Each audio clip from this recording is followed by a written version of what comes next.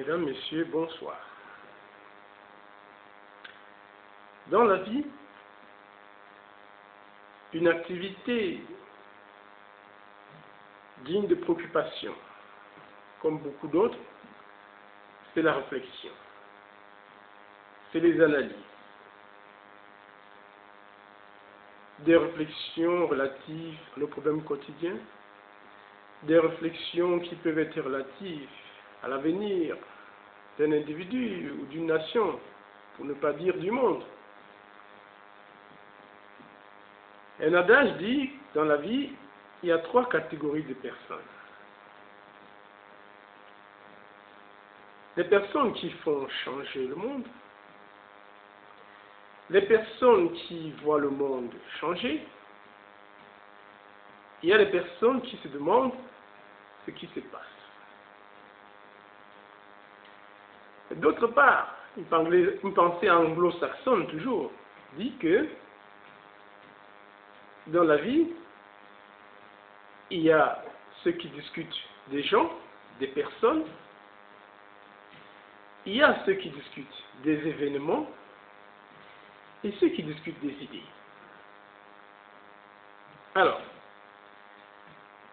aujourd'hui, nous allons diffuser un sujet dont l'objectif majeur est simplement celui de susciter de la réflexion auprès de nos internautes.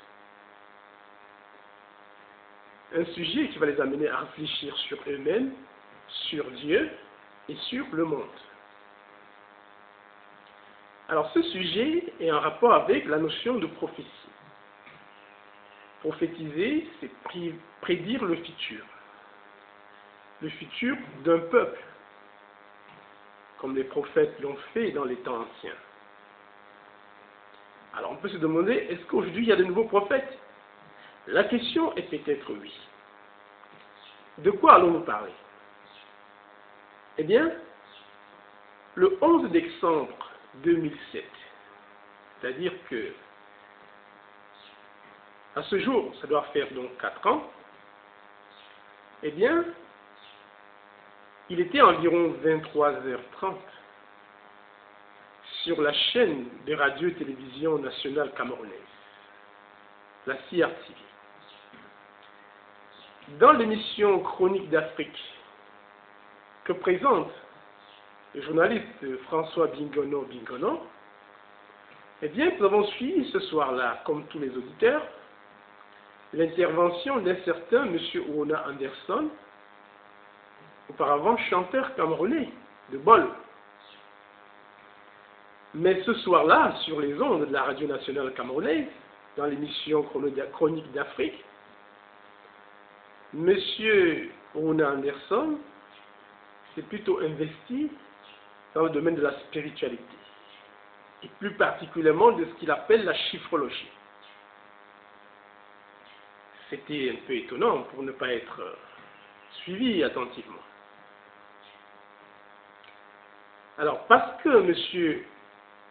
Oona Anderson voulait prouver la force, la puissance de cette nouvelle science sacrée, comme il le disait,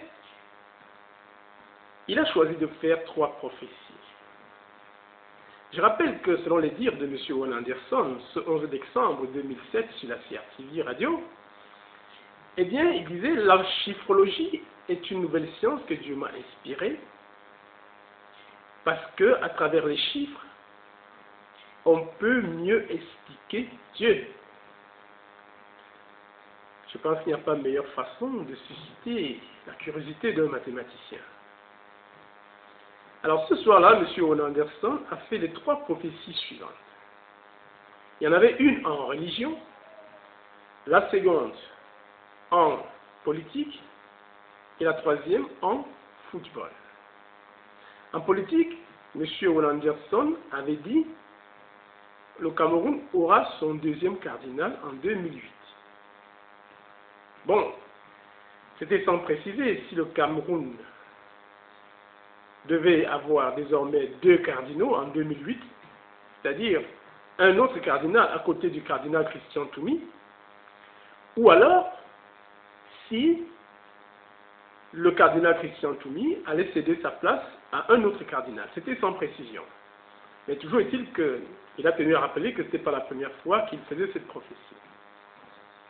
La deuxième en politique, eh bien, ça concernait les chefs d'État africains. M. Ona Anderson avait dit ceci.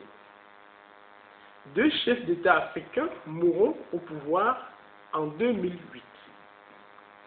Ce sera au cours d'un même semestre. Et l'un de ces chefs d'État est tel que le nombre d'années qu'il a déjà passé au pouvoir, nous sommes en 2007, est caché dans le nombre 83.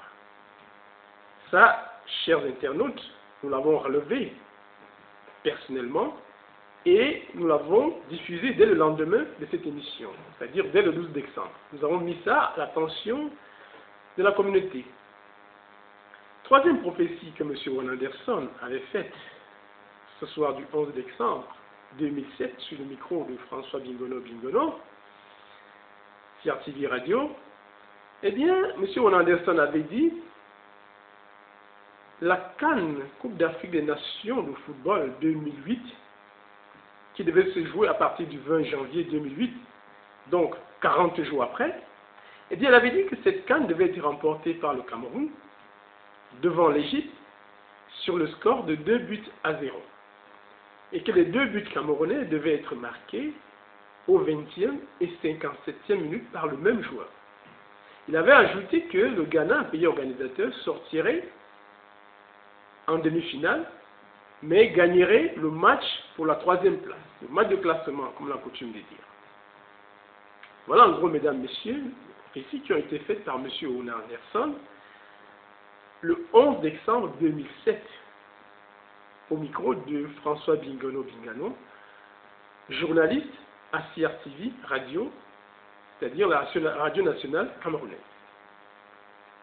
Bien entendu, après avoir écouté ces prophéties, entre guillemets, de M. Ona Anderson, on ne pouvait qu'être curieux par rapport à leur réalisation éventuelle. Pour ce qui est de la religion, à savoir que le Cameroun aurait son 2e cardinal en 2008, ça, il va de soi que cela n'a pas été réalisé, puisque les faits nous le prouvent. Ce n'est que plus tard que le Cameroun aura un autre cardinal. Ensuite, pour ce qui est de la politique, nous savons que de janvier 2008, du 1er janvier 2008 précisément, au 30 juin 2008, aucun chef d'État africain n'était décédé. Mais alors, pour ceux qui suivent l'actualité politique internationale et particulièrement africaine, vous allez vous souvenir qu'au mois de juillet 2008, eh bien, il y a eu le décès du président zambien d'alors, le président Lévi Mwanawasa, monté au pouvoir en 2002. Ce président, en 2007, avait alors 5 ans au pouvoir. Donc, au moment où M. Ona Anderson parle, ce président a 5 ans au pouvoir. Et 5 est effectivement caché dans 83. Quand vous faites 8 moins 3, ça donne 5. Voilà comment la prophétie de M. Ona Anderson commence à se réaliser. Ensuite, on continue à suivre et on se dit, jusqu'à la mi-décembre, si la prophétie de M. Ona Anderson doit se réaliser, eh bien, un autre chef d'État africain va mourir. Ce qu'on ne souhaite pas. C'est ainsi que, donc, le 24 décembre 2008, c'est le décès du président guinéen d'alors, le président Lansana Conté. Lansana Conté meurt donc le 24 décembre 2008 avec 24 années au pouvoir. Et curieusement en plus, on se rend compte que 3 fois 8, c'est 24. Donc 24 également caché dans 83. Mais pour une réalisation parfaite de la prophétie politique de M. Ona Anderson, il ne fallait pas qu'un autre chef d'État africain meure entre le 24 décembre et le 31 décembre 2008. Ce qui s'est passé. Donc sur le plan politique, la prophétie de M. Owen Anderson s'était réalisée à 100%. Venons-en maintenant à la troisième prophétie en football. La CAN 2008 du Ghana, en match d'ouverture, voit une cinglante défaite du Cameroun sur le score de 2 buts contre 4 devant l'Égypte. Ce qui amène les gens à douter de la réalisation de la prophétie de M. Owen Anderson. Mais seulement, on réalise qu'à la fin, le Cameroun se retrouve en finale avec le même pays, l'Égypte. Mais alors, à la 20e minute où le premier but camerounais était censé être marqué, c'est la sortie d'Alexandre Son, qui était alors l'une des pièces maîtresses de l'équipe. On peut déjà se demander qu'est-ce qui a fait que la prophétie de Owen Anderson en football ne se réalise pas. Nous savons que le Cameroun avait perdu en finale sur le score de 1-0 devant l'Égypte. 0 but contre 1 devant l'Égypte. Mais bien sûr que, n'oublions pas, le Ghana est effectivement sorti en demi-finale devant le Cameroun pour gagner en match de classement pour la 3e place, comme on l'a si bien prédit au départ, 40 jours avant. Donc, voilà, mesdames, messieurs, en gros, ce que M. Owen Anderson avait prédit le 11 décembre 2007. Nous réalisons que une partie de la prophétie s'est réalisée et l'autre pas. Alors, un calcul détaillé nous montre que cette prophétie s'est réalisée à presque 80%. Il est normal qu'on se demande aujourd'hui, qu'est-ce que vraiment la chiffrologie? Qu'est-ce qu'on peut en tirer de meilleur? Pourquoi y a-t-il eu 20% d'échecs dans la prophétie de M. Owen Anderson? Est-ce parce qu'il n'est pas mathématicien et qu'il a fait une erreur de calcul?